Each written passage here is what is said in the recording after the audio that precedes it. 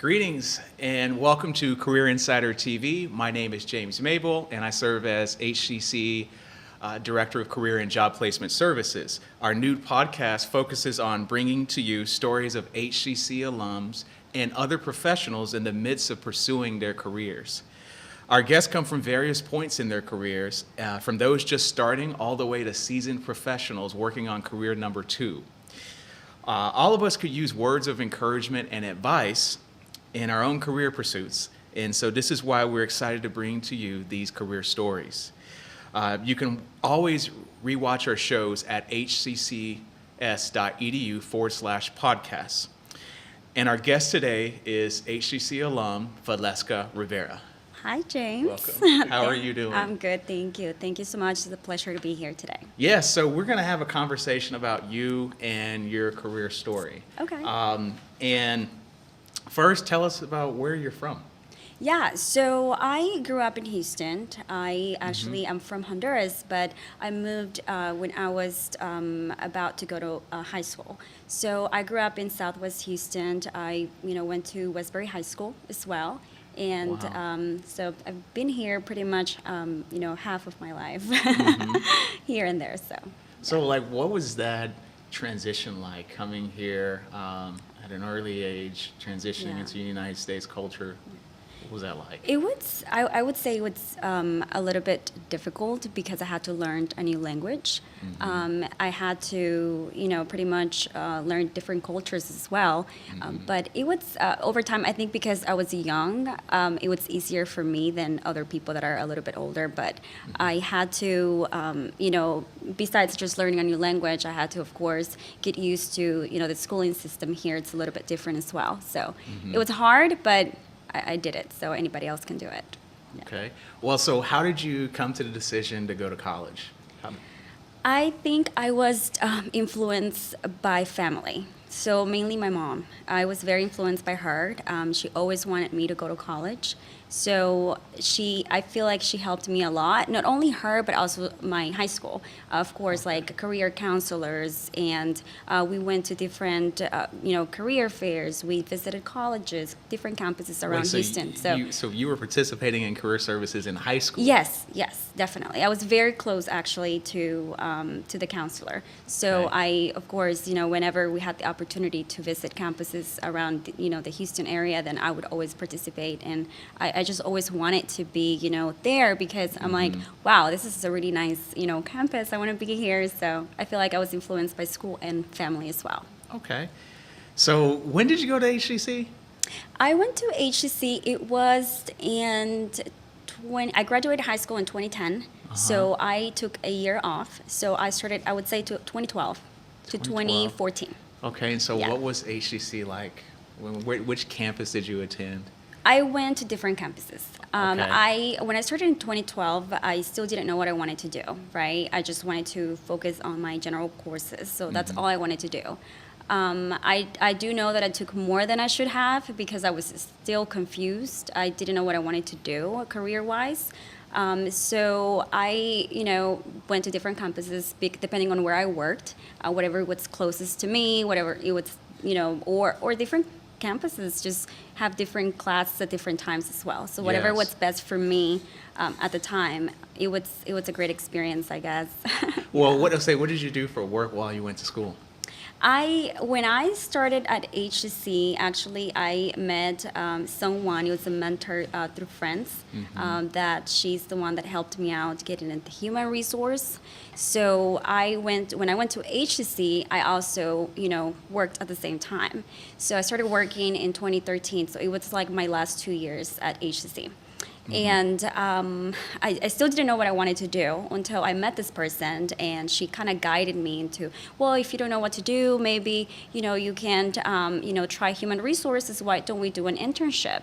So I started doing an internship at Atlantic Coffee Solutions, which was formerly Maximus Coffee Group. And I started there as an intern.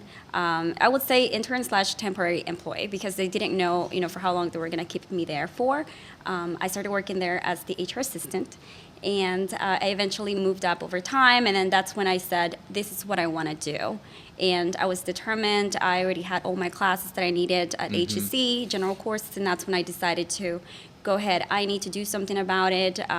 HR requires, more education, so I will go ahead and transfer to a 4-year university because it was best for me at the time too. So. Well, this is very, very impressive. You started working in the field through a network. Yeah. And then into an internship. Yep. Wow. So tell me, did you have any favorite professors or subjects while you were going to school here? So I think I liked all of the subjects, to be honest. I don't have any specific professor that I liked or subject. I was more of excited about, being in the college life, if that's how you may call it. I was just happy, I'm like, whoa, like this is different. This is nothing compared to high school because, being in college, you are responsible for your own courses, your own grades, everything pretty much. No one forces you to go to class. You have to do it on your own. So you have to be very responsible. It was hard. So I was more focused on, what is that I want to do more than anything else. I was very confused during that point in my life, I would say. Well, it sounds like you were a self-starter. Yeah, I guess. Right? You were motivating yourself to push through, to network, working and literally working in your field. Yeah, and mainly because, no one in my family graduated before. I was actually the first. So it was very inspiring as well for my other family members. Yeah. Wow.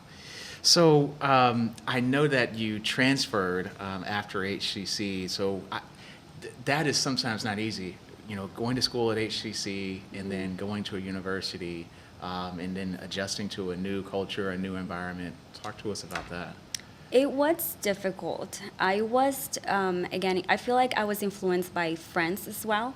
I had a lot of friends, in high school that I knew that ended up going into a 4-year university instead of going to HCC. So I kind of felt like a little bit behind, but it was not true. I was actually, saving money. It's a lot cheaper than going straight to a 4-year university. So I think that it is. I saved a lot of money right now compared to, to my friends. And, we look at, how much money we have in, education that we owe. It's a lot. So I think I feel like if I could take it back, I would still go to HCC because it is very helpful.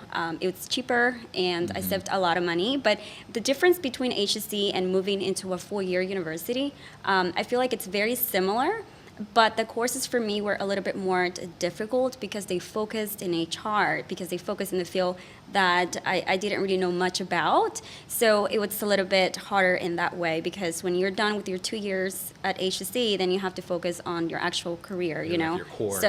Yeah, exactly, the field. So it was a little bit different. Yeah. So, were there any lessons learned when you went to U of H? If you think about like now looking back on it, what advice could you give someone that's preparing to transfer and go into the 4-year university life? Okay. An advice of a person that wants to go into a 4-year? That's going to transfer to U of H or somewhere so else. my first advice would be, I think that you have to first know which classes do transfer and which classes don't transfer. Well, that's extremely important. Yeah, it is. Because I think I took 10 classes more than I should have. 10? Yeah. Wow. Yeah, Okay. I did. And when I wanted to transfer those classes, I took my, my how do you call it? The script or no, where you have the classes and the grades and all that. Anyway, I took Your transcript? Transcript, yeah. Yeah. And I took it and they said, wow, you took more classes than you should have. These classes do not transfer to U of H, at least they don't here. So I think that the first advice would be make sure that if you don't know what you want to do, at least make sure that those classes do transfer and that they would go into at least any other career path that doesn't have, you don't have to know exactly what you want to do, but at least they do transfer because if not, you will be wasting time. So it sounds like it's important for students to always communicate with their academic advisor and even speak with the university advisor. I would actually recommend, yes, to visit the universities. If you know which one you want to go to, visit the university and talk to a counselor or a career advisor at the university to kind of guide you and help you. Because when I did that, it helped me a lot. And I think that would be, that would cut more time than, than just wasting time for pretty much nothing. Okay. So you finished strong at U of H, and you had been in your career for a few years. How did you were an HR assistant, and you continued to work in that role. When did you transition into a newer role? Okay. So when I graduated to University of Houston, it was in 2017. So I was still an HR coordinator at the same company. Usually in human resources, it requires a lot of experience, right, to move up, a lot of experience. Tell me what. So, and that's very, very important to know that it's very competitive. It is very competitive. A lot of students actually, graduate with an HR degree. I know that before, back in the day, you didn't have to have a degree in order to work in HR. So a lot of people that are in HR, it's because they have 15 or 20 plus years of experience in human resources. So in order to stand out from the crowd, I decided to do a master's degree right after my bachelor's degree. So as soon as I was done with my bachelor's degree at U of H in human resource management, decided to transfer to HBU for a degree in human resource management. When I decided to do that, U of H didn't have a degree in HR management, so that's why I went to HBU. Yeah. So in the field of HR, does it require certification? Besides a degree, does it require certification? It is not required, but it is preferred. It is preferred. What is that certification? Yeah, so the HR certification, there are two different ones. They just focus in employer relations, pretty much. Okay. So the exam, I believe, don't quote me on this, but I think the exam is about 2 hours long, 2 to 3 hours long. Yeah, and it's a lot of questions, employer relations, I haven't done it, by the way. I'm going to work on that this year, but yeah, it's a lot of questions, employer relations, and they have different kinds of certifications, like if you're just an HR professional, if you are a senior HR professional, or if you're a director or manager role. So, well, it sounds like that's the icing on the cake for you, but you already have your associates, your bachelor's, your master's, and so that certification. Yeah, but the master's is not required. So what I would recommend is that, if someone wants to go into the HR field, they can just, do their general courses at HSC, transfer to a 4-year university, and then just take the certification. Oh, wow. Yeah, Okay. Master's degree is not required at all. Okay. So you work in the TV and entertainment business. Can you tell us a little bit about that? Yeah. So I started working at Univision Communications, which is one of the largest Hispanic network for TV and radio as well. And I started working there about almost 2 years ago.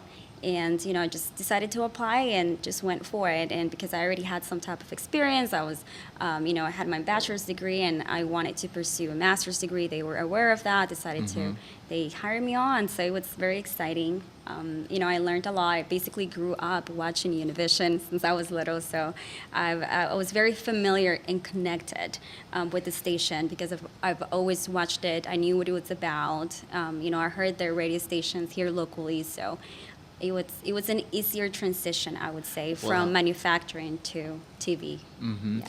So just thinking about Univision, it is world renowned. I grew up knowing about Univision Telemundo. Yeah.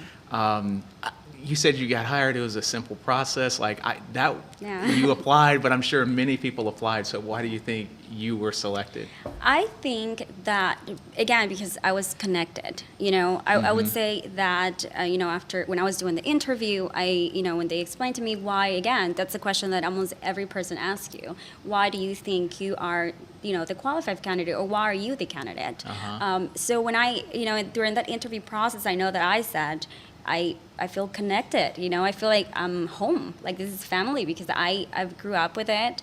I know what TV Univision is, and, I know all your, I would say, channels, and because they have different ones. Well, of and course, so yes. I feel connected, I would say. That's Okay. one of the reasons why I think I was selected, I hope. Okay. So there's a lot of people out there that want to become reporters, journalists, producers. What was that like? Do you actually participate in the hiring process of TV personalities, reporters? producers? I do. I actually do. So in HR, I do help with the whole recruiting process. I'm actually the HR generalist for all Texas. So I do support Oh, not only wow. Houston, but as well, we have stations in McAllen, San Antonio, Austin, Dallas. I also support Chicago as well. Not in Texas, but I also help. So, it's just different markets, and actually just find out that I will be helping, other markets as well. But I do go through the review and resumes, making recommendations to management, advising managers on, interview practices, or what to ask, what not to ask, or, or they could call me and said, or they've done that before and said, what do you think about this? Like, Well, so do you think I should move forward with this person? Mm-hmm. You mentioned resumes. Yes. So what are you looking for on resumes of a reporter? So for TV and radio, for both, for journalism, I would say we're looking for somebody that has experience. So it doesn't have to be someone that has experience work related, but it could be an internship. Somebody that is active, somebody that is not only going to school, but as well cares about having some type of experience and background, right? So I would suggest someone that that is very active, goes to a lot of internships, that even, has, goes to different conferences, because Oh, for wow. journalism, you can go to different conferences and meet other people and just network and, be So- active. So in the resume, I would say I want somebody that not only, has like one job, but somebody that is active, and someone that I can see, wow, this person, wants to, move forward and is very active in the community. So they're passionate about what And they wanna passionate, do. yeah, you're right, Yes. yeah. So you mentioned something in the green room about social media. How Yes. does that factor into someone getting hired as a reporter or journalist? Yes, actually it can. It actually can. Nowadays, with millennials and Gen Z, everyone wants to have, followers and, Oh, it's yes, just yes. to be more of an influencer. So yes, if we do see someone, mainly for radio, TV can happen too, but if we do see someone in radio, for example, that, has 100K or plus, followers, then we're like, wow, this person, is likable in the community, I guess. I don't know, Uh-huh. but it can affect. It might not affect 100% decision making, but it can help. It is kind of like a desired or preferred. But you know Yeah. what? That's basically Yeah. someone coming in with a brand. Yeah. They already have a brand in addition to what they do in their career. Yeah. External. So that's powerful. Yeah, and then sometimes people even post on different social media sites. They post what they've done, like kind of video clips and stuff. So that helps as well, because as a recruiter, let's say for example you are that person, I don't know you, so I want to see videos, footage of you doing what I need for you to do here. So Okay. So we're going to take a quick break. We're going to have Waleska answer some questions regarding career development.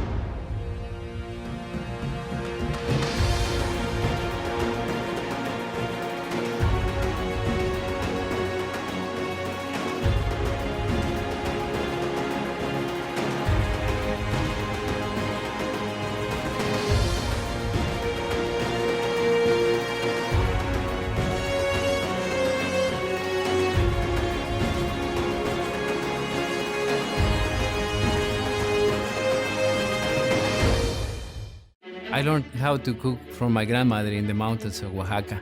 Every time I need some comfort, I just remember what she told me. HEC definitely was a turning point in my life. What those wonderful teachers and instructors taught me is priceless.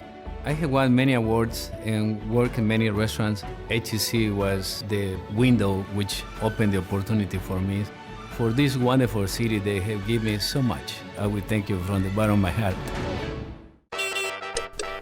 Meet Saskia. She loves cars. Seriously, she whistles at them. So she's studying engineering at Houston Community College. After that, a 4-year degree. Then it's off to the races. HCC, for everyone, anytime.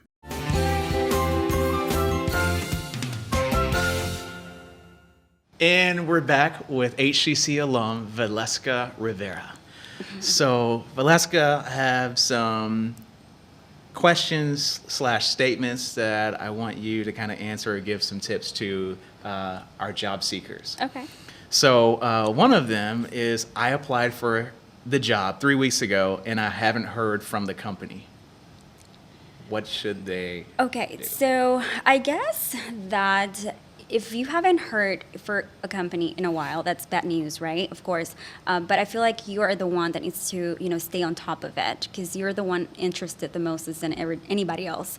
So my advice to that person would be, if you haven't heard, you have to contact them and just kind of like asking for follow-ups or just sending, thank you so much for, doing this interview with me, and just kind of like stand out from anybody else because, everybody probably, hundreds of people apply for the job. So I would suggest just contact the recruiter or employer. Well, I asked that Yeah. because so many times, and I've had this personally, we apply for jobs and we don't hear back, and Yeah. we're wondering like what to do, what Yeah. happens, because sometimes you may apply for 10, 20 jobs at a time. Yeah. And so, what's the next step when you don't hear back and it's been 3 weeks, it's been a Yeah. month? What I would suggest is contact the employer. And, let's say, for example, you applied for, let's say today, just wait a week and then send an email, or even look for them on LinkedIn. Sometimes people say that it's probably not the best thing to do, but be different, just send an email, quick email. Hey, I'm the person that applied for the job and I'm still interested, just so you know, and, I'll be open for a phone screen or just, so a bit different, I would say. Okay. Yeah. Right. I had an interview yesterday, and I don't know what I should say in my follow-up email. Okay, so what to say would be first just thanking the person that conducted the interview, and just basically, I would say summarizing a little bit of why do you think you're that candidate, right? The best candidate. Just kind of reminding them of why I think I am the one. And just closing it with, I am open to have another conversation if needed. Okay. Yeah. Career Services told me that my resume needs to be revised. Should I believe them? If they are telling you, it's because it should be revised. No one should be telling you in the first place. But yes, I think so, yes. It is very important to have, even myself as a professional, when I, have my resume, I update it over time just to make sure I have everything that I do at Univision, let's say. And I even have like a friend, hey, can you please review it for me? Do you see any, mistakes there or anything? So I think it's always good to have, someone else see it, and kind of like tell you, I think this is okay, or maybe this isn't. But a career services, I think it's great help, and yes. Yes, because Everyone needs a resume. Exactly. A resume is a living and breathing document. I'm a It is. certified professional resume writer, and it's very, very important that you take your resume, what's on it, very, very seriously. Oh, yes. So everyone talks about expanding their network, but I was told not to talk to strangers. Really? Okay, so yes, it is very important to have a network. I would say that it would be easier for me to hire somebody that I am familiar with than somebody that I don't know. So I would say, try to network. Again, I mentioned LinkedIn because LinkedIn is the professional social media network that, all these employers are there. So it's always good to add them or to even attend, different career fairs and just kind of like, say hi and just have somebody that can mentor you and help you out in your career. It's important. So the face-to-face is very, very important. Yeah. Okay. So one more question. I am going to the career fair in March, and I'm wondering what I should wear. I would say, it's got to be professional clothing, right? Just dress like as if you were going to an interview, but don't overdress. Because there are people that probably sometimes do overdress. Not only clothing is important, but as well as you carry yourself and you talk to the recruiters or the hiring person that is at the job fair. So I would suggest to have a conversation with the person, ask for a business card, and even ask again on LinkedIn, hey, can I add you on LinkedIn, or, can we stay in touch? I actually had people in the past that have said to me, can you be my mentor? Can you help me out? And I still, keep in contact with those people. So I think that's important to just talk to the people when you go to job fairs. Not only care about what you dress, how you dress, but as well, what you say to them as well is very important. And what you do with the information. And what you do with the information, yeah. Yeah. Well, Waleska, thank you so much for your time today and sharing your career story. And I would like for you to join me in thanking Waleska for participating in Career Insider TV. To watch this video and others, you can go to hccs.edu/podcasts. Thank you so much for tuning in today. My name is James Mable, Director of Career and Job Placement Services. Thanks for watching Career Insider TV.